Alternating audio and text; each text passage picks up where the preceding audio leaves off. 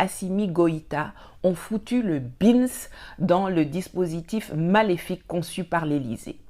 Alors, la France s'agite, envoie des ambassadeurs, des missi dominici à Moscou, à Bamako, à la CEDEAO pour essayer de faire capoter le deal en vain.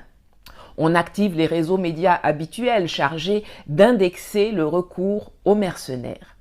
Ils parlent de Wagner, mais oublient les faits et méfaits en Irak et en Syrie de l'entreprise américaine de mercenaires Blackwater, devenue Constellis, qui recrute d'ailleurs actuellement pour le gouvernement Ouattara en Côte d'Ivoire.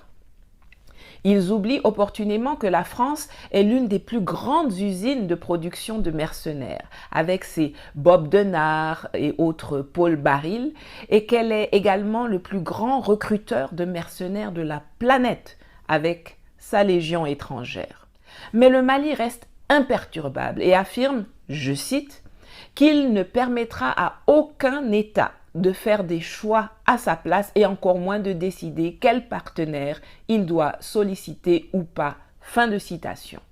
Je vous assure que c'est absolument jouissif de voir des dirigeants africains s'emparer de ce que je recommandais à Sochi, la souveraineté et la liberté de commercer avec qui ils veulent dans l'intérêt de leur peuple et non pas pour garantir les intérêts du colon. 2 jours plus tard, le 15 septembre, deuxième claque pour Macron.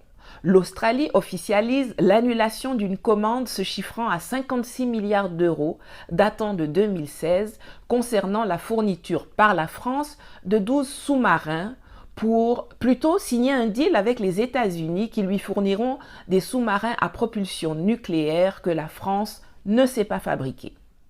L'humiliation de celle qui se voit comme une grande nation est planétaire. Et pour tenter de cacher un peu sa honte, le gouvernement français s'agite d'une façon ridicule et qui fait se bidonner aux 4 coins du monde. Les lamentations du sinistre des affaires étranges Jean-Yves Le Drian, celles de Florence Parly, sa collègue des armées, le rappel d'ambassadeurs, la bouderie macronienne des assemblées générales de l'ONU, très divertissant, même si tout ce brassage de vent a surtout une dimension géopolitique.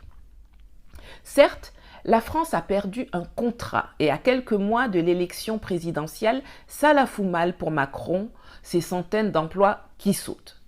Mais ne nous laissons pas blaguer. La France était parfaitement au courant de la volonté de l'Australie de sortir de ce contrat, et ce, depuis le mois de juin, comme le prouvent les titres des médias de l'époque. Par contre, ce qui les a surpris et qui les touche au plus profond, c'est l'alliance Australie, Royaume-Uni et États-Unis dans l'Indo-Pacifique. Ça, c'est le python qu'elle a du mal à avaler. Car la France colonise encore 2 millions de personnes et de territoires dans la zone. Il y a les îles éparses, la Réunion, Mayotte, la Nouvelle-Calédonie, la Polynésie française, Wallis et Futuna et les terres australes et antarctiques françaises.